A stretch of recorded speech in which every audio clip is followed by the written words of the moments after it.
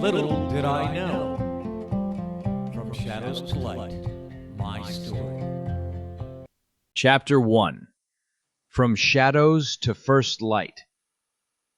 Born into chaos and love in Cohoes, David, the youngest of the Liddle Triplets, learns early that memory, shame, class, faith, music, and masculinity will tug him in different directions. Yet the pull toward gentleness and purpose keeps showing through. Birth of the Triplets.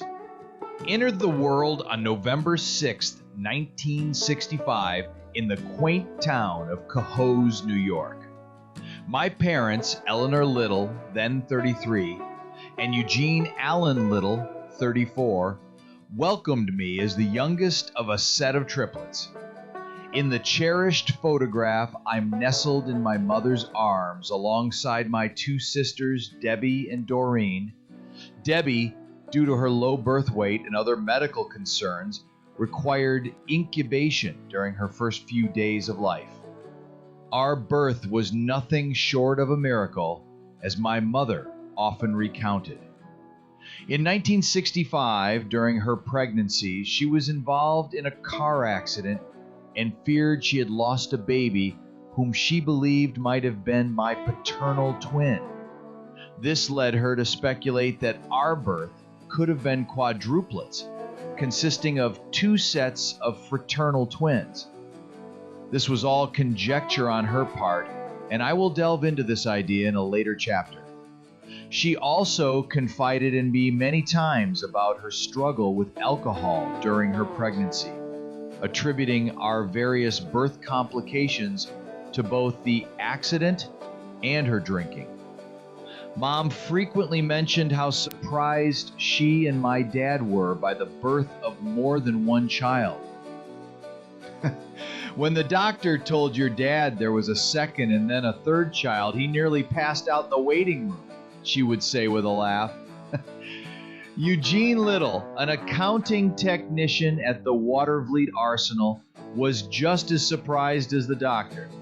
Dr. Mitchell had mentioned the possibility of twins a few months earlier, penned Marvin G. Naylor in his November 8, 1965 Times Record article, Cohoes has another set of triplets. Point in fact, when I made my grand entrance into the world in 1965, I didn't come alone. Nope. I brought along my partners in crime, Debbie and Doreen. We joined our already bustling household, which included Sharon, the wise 12-year-old, Billy, the mischievous 10-year-old, and Jimmy, the energetic 6-year-old. As far as I know, multiple births in the 1960s were quite rare. The article pointed out that we were the second set of triplets born in Cohoes within 5 years, following the Santoro sisters.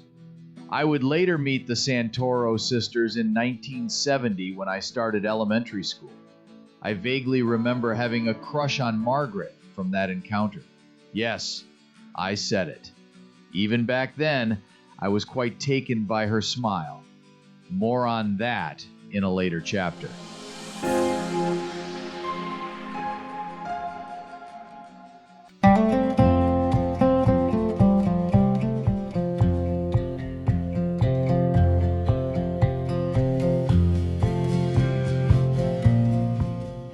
Thank you for spending this time with me, the Pussycat Wizard. These moments we share, whether in shadows or in light, are threads in a much larger story, one I'm honored to tell with you beside me. As always, the journey continues. The next chapter subsection is waiting, and I'd be honored if you'd walk with me a little further down this road. Until then, keep the wonder alive, and I'll see you in the next episode of Little Did I Know.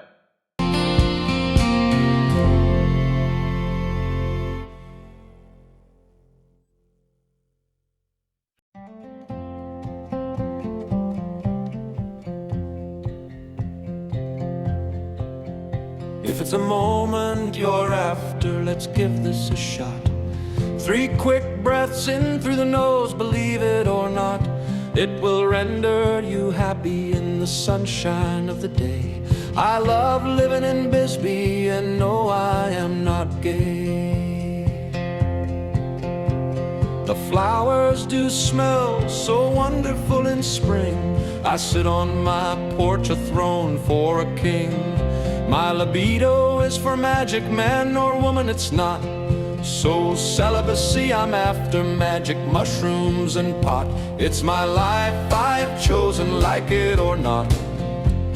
Bullfrogs and butterflies, Aunt Ruth, she had wrote, if music's like living, then I love every note. Bullfrogs and butterflies and plenty of pot.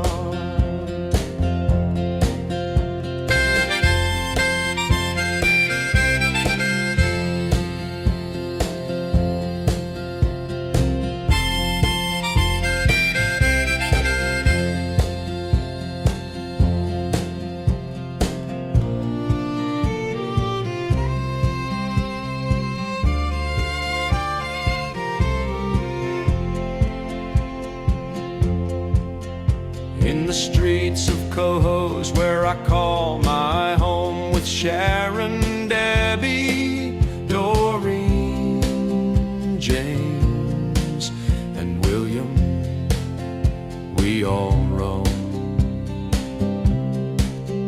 From the block to the park, we never walked alone. Through thick and thin, siblings forever tightly sewn.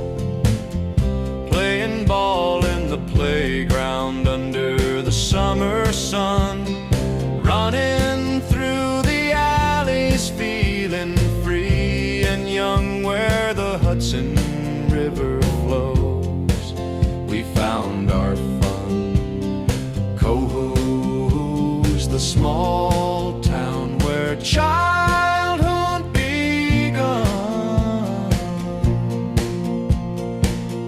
I sit on my porch, a throne for a king. My libido is for magic, man or woman, it's not.